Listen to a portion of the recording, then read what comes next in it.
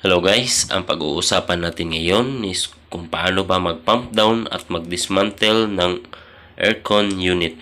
Pero bago ang lahat ng yan guys, if bago ka pa sa ating channel, huwag kalimutang mag-like, share, and mag-subscribe para ma-notify kayo sa mga susunod na mga video. Okay, ang una kong gagawin guys is ikakabit ko yung hose ng ating compound gauge sa suction line ng ating unit. Okay, pagkatapos nun guys, kailangan na nating i-close yung valve gamit ang ating Allen wrench valve ng ating discharge line. Okay. So, ang mga unit pala nito guys is sa isang computer shop na kailangan nang mag-close dahil sa nangyayaring pandemic sa ngayon. Okay. So, kaya gusto nilang ipa-dismantle yung unit at ibenta. So, ngayon, tayo yung hinire nila na tanggalin yung tatlong wall-mounted na tag 2.5 horsepower. So, ngayon guys, dinurn on na natin yung unit.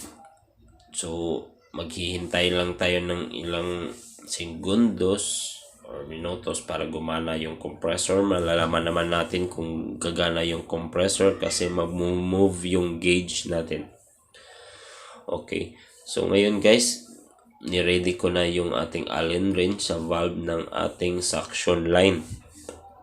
Para in case, pag bumaba na yun, so, pag malapit na sa 0 yung pointer ng ating gauge, dahan-dahan na lang natin yung i-close ang valve.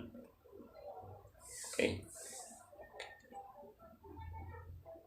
So, wait lang tayo guys ha. Hanggang sa gumana yung compressor. Okay, parang gumagana na. Okay, nilagyan ko na lang ng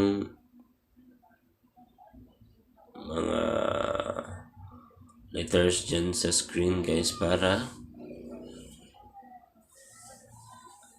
mas madaling ma-apply natin.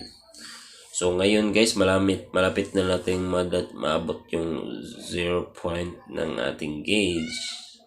0 yung pointer ng ating gauge. So dahalan kong close ang unit, tapos direkta na natin turn off yung ating circuit breaker. Okay.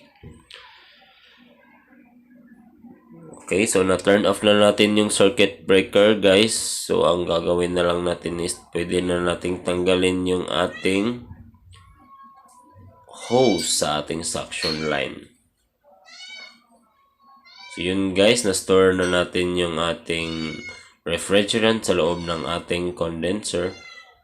So yun lang guys, so ganun lang kadali ang mag-pump down. Sana nakatulong to sa mga nagsisimula pa lang yung video na to, at huwag kalimutan palang mag-like, share, and subscribe sa mga bago pa sa ating channel. Okay, binabalik na lang natin yung ating takip.